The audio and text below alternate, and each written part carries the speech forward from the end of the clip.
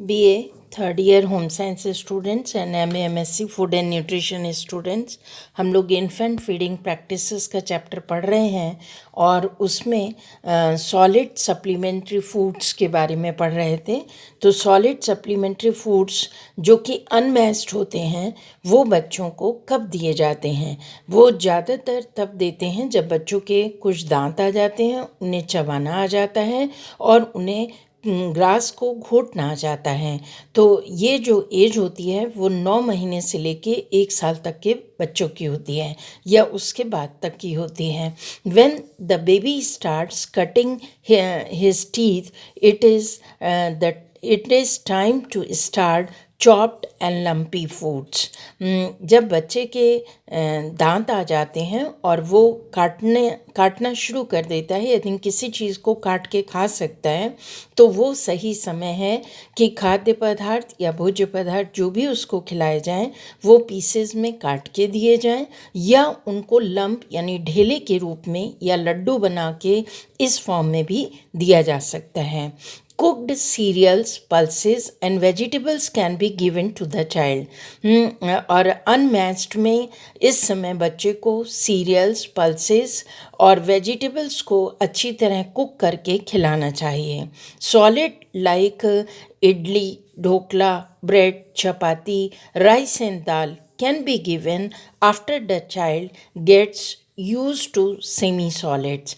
ये तब दिए जा सकते हैं जब बच्चे को सेमी सॉलिड इंट्रोड्यूस किया जा रहा है, तो उस समय उसके हाथ में जैसे इडली दे दी, ढोकला दे दिया, ब्रेड पकड़ा दी, चपाती खिला दी या दाल चावल को मैश कर दिया या दाल में चपाती को मैश कर दिया, छोटे छोटे टुकड़े काट के वो बच्चे को पकड़ा दिए और धीरे धीरे करके वो खा रहा है। वेजिटेबल्स में भी chopped into small pieces and boiled. जो सब्जियां उनको छोटे छोटे टुकड़ों में काट के उनको बॉईल करके खिलाया जा सकता है। Cooked potatoes can be given. अच्छी तरह से पकाए हुए आलू के पीसेस जो हैं वो दिए जा सकते हैं। पोटैटो चिप्स यानी जो फिंगर चिप्स होते हैं पोटैटो के, आलू के, वो बना के दिए जा सकते हैं।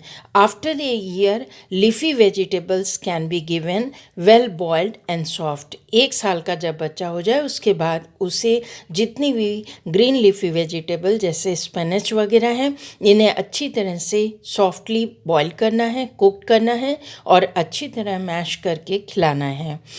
ए स्लाइस ऑफ रॉ कैरेट और first segments with all skin and seeds removed is a good exercise for the gums। देखिए ये समय बहुत अच्छा होता है जबकि बच्चों को जैसे कैरेट है या कोकम्बर है, खीरा है या ऑनियन है, इनके कोकम्बर और कैरेट इनके छिलके को हल्का सा उतार दें और इसमें यदि कोई फ्रूट भी दे रहे हैं जैसे एप्पल दे रहे हैं तो उसके बीज को रिमूव कर दें, छिलके को हटा दें और बच्चे को खाने के लिए दें। तो जब बच्चा कुतर कुतर के खाता है तो इससे क्या होता है कि उसके गम्स की, उसके मसूड़ों की अच्छी एक्सरसाइज होती है, मसूड़े छिल जाते हैं और दाढ़ें यानी अच्छे से चबाने वाले दांत भी आ जाते हैं। As the child grows, it is better to give fruit segments। segments का मतलब होता है टुकड़े।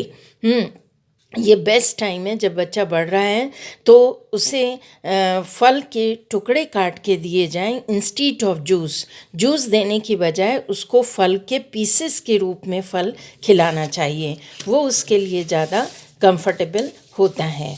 इसके बाद हम लोग आते हैं कि fruits provides bulk in the fruits. ज़रूर बच्चों को खिलाने चाहिए क्योंकि वो काफ़ी पेट को भारी कर देते हैं यानी पेट भर जाता है।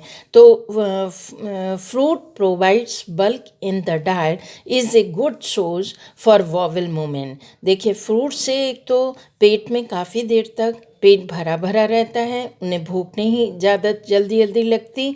और दूसरी चीज़, उसमें रफेज होते हैं, फाइबर्स होते हैं, जब वो खाते हैं तो उनका वॉवल मूवमेंट होता है, पेट साफ हो जाता है और उनको कॉन्स्टिपेशन होने की शिकायत नहीं रहती। ये जो सप्लीमेंट्री अनबैलेंस्ड फूड पढ़ रहे हैं, इसी में एक चीज़ आती है प्रोसेस्ड फूड्स।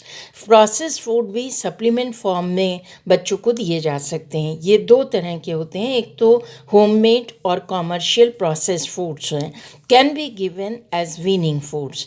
जो होममेड भी हो सकते हैं, जैसे मैंने अभी आपको एमाइलेज रिच एक रेसिपी बताई है प्रिपरेशन करने की। और कॉमर्शियल प्रोसेस्ड फूड मार्केट में मिलते हैं बने बनाए। अब कॉमर्शियल फ्रेश फूड्स हम उनको भी कह सकते हैं, जैसे ब्रेड है, पास्ता है, रस्क है, बिस्किट्स हैं, ये सब कॉमर्शियल प्रोसेस्ड फूड्स कहलाते हैं। Homemade processed weaning foods can be prepared by using cereals, pulses, nuts and jaggeries with or without milk product. जो होममेड प्रोसेस्ड फूड होते हैं वो अनाज के द्वारा, दाल के द्वारा हैं, और नट्स जो हमारे काजू बादाम पिस्ता हैं उनसे, और गुड़ मिला करके या दूध के साथ मिला करके ये प्रोडक्ट बनाए जा सकते हैं। Processed food like bread, pasta, rusk and biscuits can also be given, तो ये भी इनको दिया जा सकता है। Commercially available weaning foods are pre digested but are expensive. जो मार्केट में कॉमर्शियली तैयार प्रोसेस्ड फूड मिलते हैं वो बेटा होते तो बहुत अच्छे हैं और बहुत आसानी से पच भी जाते हैं, लेकिन महंगे बहुत होते हैं, इसलिए सब लोग इनको एफोर्ड नहीं कर सकते, इनको ख़रीद नहीं सकते हैं।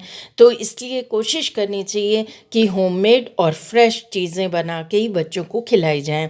Commercially available weaning foods like vegetable soups, आजकल आप लोग देख रहे हैं कि नौर का और कई सारे सूप्स, वेजिटेबल सूप्स आ रहे हैं, कप सूप्स आ रहे हैं, गर्म पानी डालिए और सूप बन के तैयार है।